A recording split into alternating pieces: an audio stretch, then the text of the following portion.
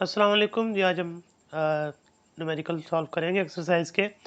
Chapter आपका complete हो गया था। तो देखिए पहला न्यूमेरिकल, उसकी स्टेटमेंट देखिए। A tiny laser beam is directed from Earth to the moon if the beam is to have a diameter of 2.50 metre at the moon, how small must divergence angle be for the beam. The distance of the moon from the Earth is 3.8 into 10⁸ metre. कह रहा है अर्थ से जो है ना वो, ये देखें इस तरह से है ये स्टेटमेंट कि ये अर्थ है और ये सामने मून है। तो अर्थ से जो है ना एक लेज़र बीम जो है वो पुट की जा रही है। तो इस तरह वो जाके पड़ती है। तो ये जो पूरा वो एरिया कवर करती है, उसका डायमीटर जो है वो 2.5 मीटर, और जो डिस्टेंस है between earth and the moon वो 3.8 इंटू 10⁸ मीटर है।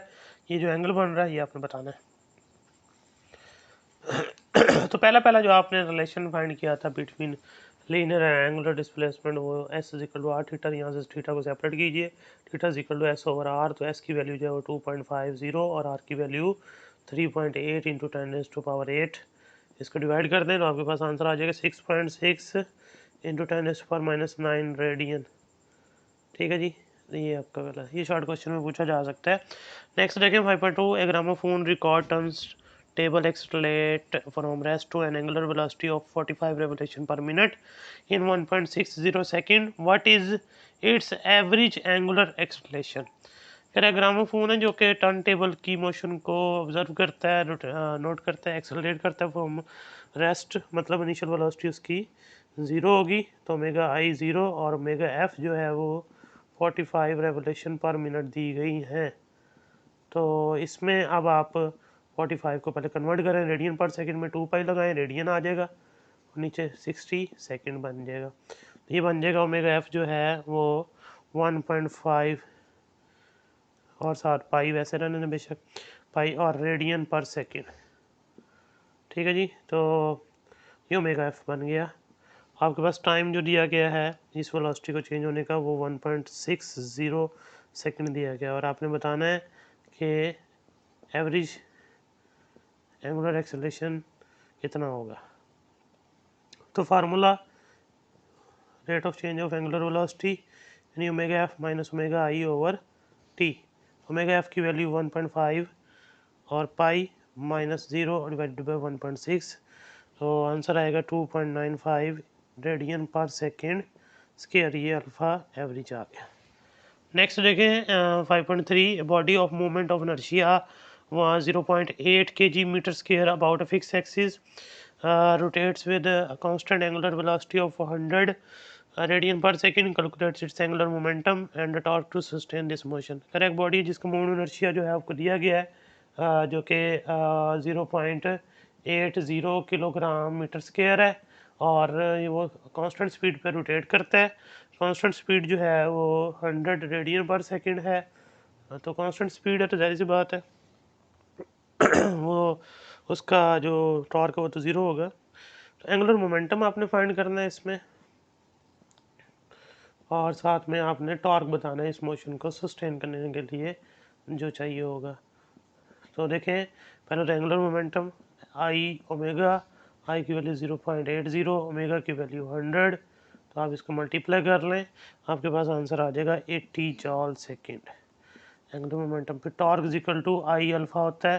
तो अल्फ़ा की वैल्यू तो ज़ीरो है, तो आप यहाँ ज़ीरो पुट करेंगे क्योंकि ओमेगा कांस्टेंट है, इस वजह से अल्फ़ा की वैल्यू ज़ीरो, तो टॉर्क ज़ीरो आ जाएगा। ठीक है जी। तो ये complete.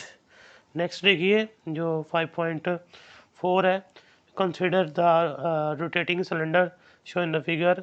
Suppose that m.5 m is equal to 5 kg और force is equal to 0.6 Newton और radius is equal to 0.2 meter. Calculate the torque acting on the cylinder. Angular acceleration of the cylinder. Moment of inertia of the cylinder is a half mr square. कह रहे cylinder इस shape में दिखाया हुआ है उसने, और वो कहता है कि इस यहाँ पे फोर्स लग रही है, ये आर है। तो देखें आर और एफ जो है आपस में परपेंडिकुलर होंगे, और इसका मोमेंट इनर्शिया भी उसने हाफ एम आर स्क्वायर कह दिया है। मास जो है इसका वो आप देखें उसने बताया 5 kg, और जो फोर्स लगा रहे हैं वो जी 0.2 0.6 न्यूटन है, और उसके बाद रेडियस 0.2 मीटर है, और उसके बाद फिर आपको मूवमेंट इनर्शिया भी बताया कि हाफ एम आर स्क्वायर होता है इसका। आपने दो चीज़ें बतानी है, एक आपने बताना है कि उसका टॉर्क कितना होगा, प्रोड्यूस होगा, और दूसरा अल्फ़ा कितना जनरेट होगा। तो इसमें देखें, सबसे पहले तो टॉर्क की जर्नल जो डेफिनेशन है आर एफ साइन थीटा, उसी से टॉर्क आ सकता है।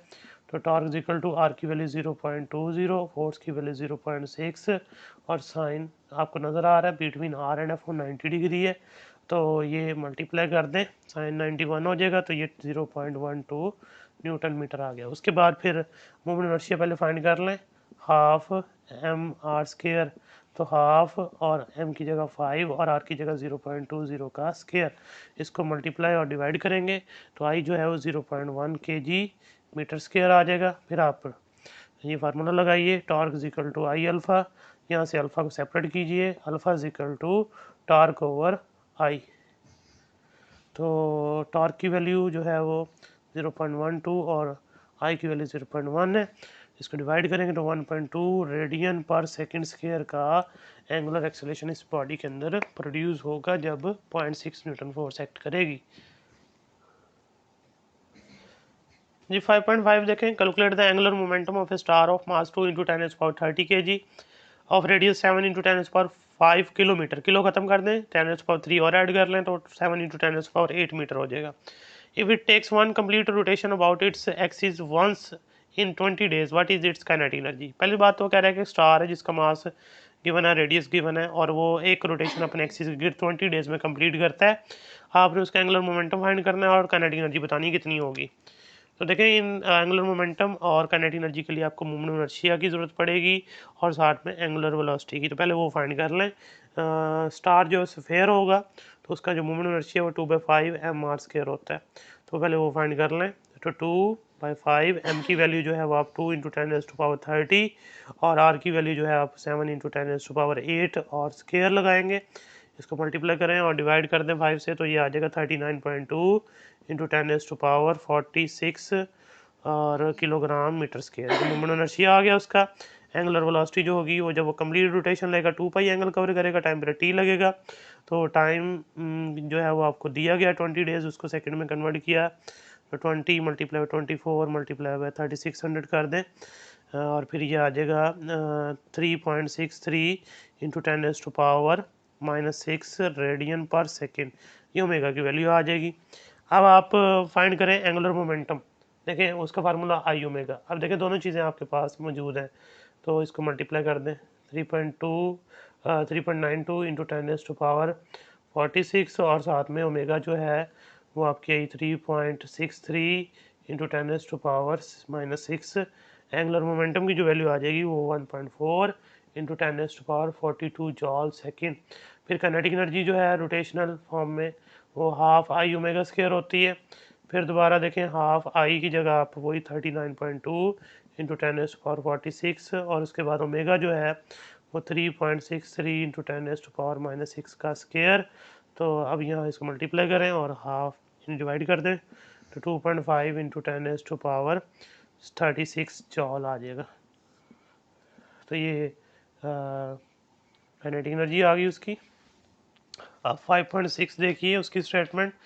ए 1000 kg car travelling with a speed of 144 kilometre per hour round the curve of radius 100 metre, find the necessary centimetre force. एक गाड़ी है जो कि जिसका मास 1000 kg है और वो एक कर्व पास से गुजर रही जिसका रेडियस 100 मीटर है और उसकी जब स्पीड थी वो 144 किलोमीटर पर आवर थी। इसको 1000 से मल्टीप्लाई करें, 3600 से डिवाइड कर दें तो ये 40 मीटर पर सेकंड आ जाएगी।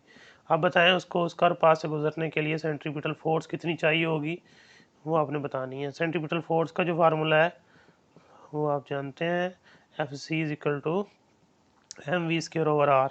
तो यहाँ वैल्यूज़ लगाएं, m की वैल्यू 1000, v की वैल्यू जो है वो 40 का स्क्वायर डिवाइडेड बाय r की वैल्यू 100।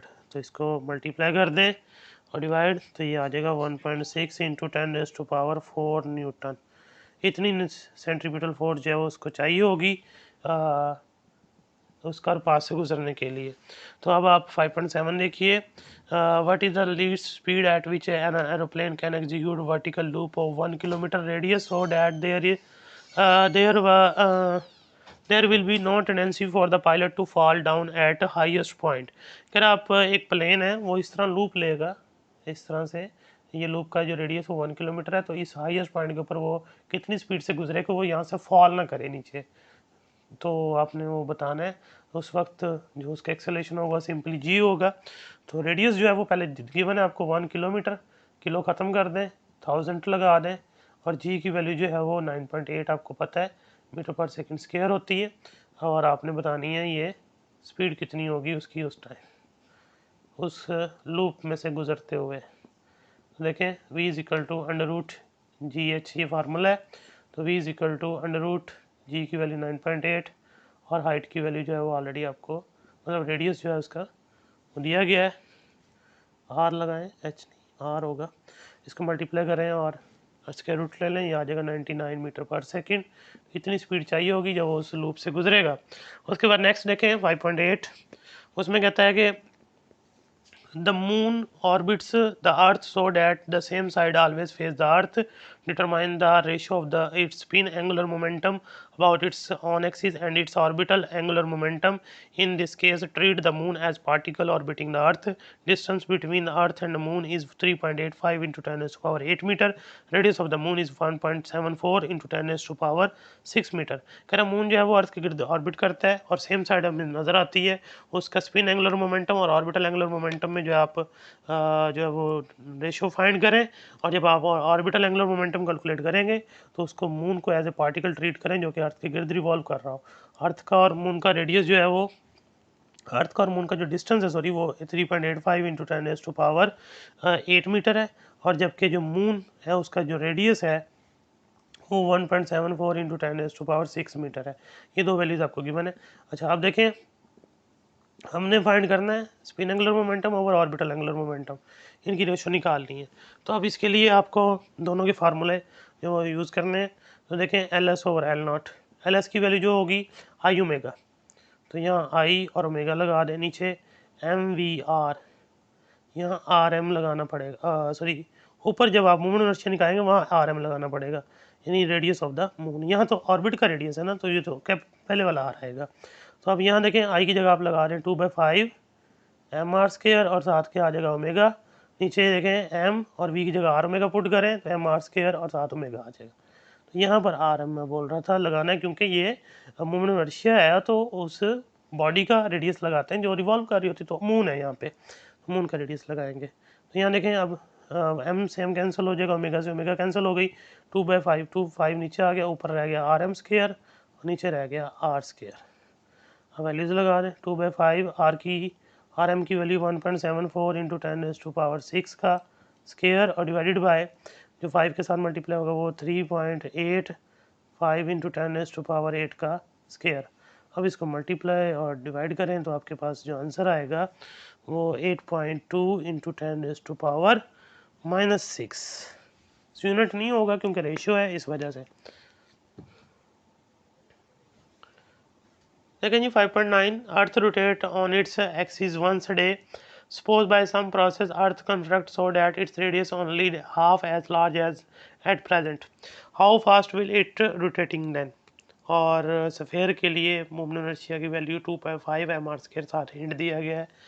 तो अब देखें वो कह रहा है अर्थ जो है अपने एक्सिस के गिर्द एक दिन में घूमती है, यानी 24 आवर में, और उसका जो रेडियस है वो R1 कंसिडर कर रहे हैं। नया रेडियस अगर वो कह रहा है किसी तरह से अर्थ का रेडियस आधा रह जाए, ये तो R/2 जो नया होगा, तो तब वो कितना टाइम लेगी एक रोटेशन कंप्लीट करने के लिए। लेकिन मूवमेंट इनर्शिया का रोल है इसमें, मूवमेंट इनर्शिया जो है वो कम हो जाएगा, आर कम होने की वजह से एंगुलर वेलोसिटी उसकी बढ़ जाएगी और उसका जो मोमेंटम है वो कंजर्व रहेगा। तो अब पहले मूवमेंट इनर्शिया कैलकुलेट करना पड़ेगा आपको। पहले वाला प्रेजेंट वाला वो I1 वो 2/5 एम R1 स्क्वायर, और बाद वाला जो होगा वो I2 और वो 2/5 एम R2 का स्क्वायर। तो R2 की वैल्यू आप लगाइए, वो होगी R1 स्क्वायर बाय 4, क्योंकि वो R1/2 है। अब आप लगाइए law of conservation of angular momentum, L1 बराबर होगा L2 के। तो ये क्या है, ये I1 ओमेगा 1 और ये है I2 और ओमेगा 2। I1 की वैल्यू आपने निकाली 2/5, साथ आ गया m r1 स्केयर, ओमेगा देखें 2 पाई ओवर T1 होगा। इधर जो है 2/5 m r1 का स्केयर बाय 4, साथ में 2 पाई ओवर T2 होगा। अब देखिए सारे फैक्टर कैंसिल होते हैं, 2/5 m और m, r1 स्केयर 2 पाई और 2 पाई, सिर्फ यहाँ रह जाएगा 1 ओवर T1 और यहाँ रह जाएगा 1 ओवर 4 T2। क्रॉस मल्टीप्लाई करें, 4 T2 is equal to T1, तो T2 is equal to T1/4, तो T2 इज इक्वल टू ये 24 डिवाइडेड बाई 4, तो ये कितना आ जाएगा 6 और आ जाएगा। तो अगर आधा रेडियस रह जाए अर्थ का, वो 6 आवर में अपना रोटेशन कंप्लीट करेगी। नेक्स्ट लास्ट क्वेश्चन देखिए 5.10, what should be the orbiting speed of speed to launch the satellite in a circular orbit 900 kilometre above the surface of the earth, take the mass of the earth is 6 into 10 raised to power 24 kg and radius 6400 kilometre. Correct, satellite को launch करना है orbit के अंदर और उसकी height जो है आपको 900 किलोमीटर दी गई है। तो हाइट जो है वो आप किलोमीटर, किलो ख़त्म कर दें, 1000 लगा दें, 7 मीटर आ जाएगा। रेडियस जो है वो 6400 किलोमीटर दिया गया है, इसको भी आप ख़त्म करें तो ये 6400, 3 0 और लगा दें, मीटर आ जाएगा। तो फिर रेडियस बन जाएगा, क्योंकि radius from centre of the earth measure करते हैं, यानी ये अर्थ है और ये रेडियस है, डेफिनेटली ये रेडियस और ये फर्दर हाइट, इन दोनों को ऐड करोगे फिर रेडियस आता है। तो आप आर और एच की वैल्यू को ऐड कर लें, जो कि बन जाएंगी 7.3 into 10 raise to power 6 metre. अब आपने बताना है कि उसकी ऑर्बिटल वेलोसिटी कितनी चाहिए उसको। तो ऑर्बिटल वेलोसिटी का जो फार्मूला है वो √gm/r है। तो g कांस्टेंट है, वो लगाइए 6.673 इंटू 10 रेज़ टू पावर -11 और mass of earth 6 into 10 raise to power 24 और डिवाइडेड बाय r जो है वो 7.3 into 10 raise to power 6, multiply करें और डिवाइड कर दें, स्क्वायर रूट ले लें, आंसर आ जाएगा 7.4 into 10 raise to power 3 metre per second, या फिर इसको लिख सकते हैं 7.4 किलोमीटर पर सेकेंड। तो ये आपके न्यूमेरिकल खत्म हुए। अगर कोई बात ना समझ आए तो इसमें पूछ लीजिएगा, इंपॉर्टेंट है। नेक्स्ट फिर इंशाल्लाह नए चैप्टर स्टार्ट करेंगे, फ्लूइड डायनामिक्स, जो कि नई चीज़ होगी आपके लिए और इंटरेस्टिंग भी होगी। अल्लाह हाफिज़।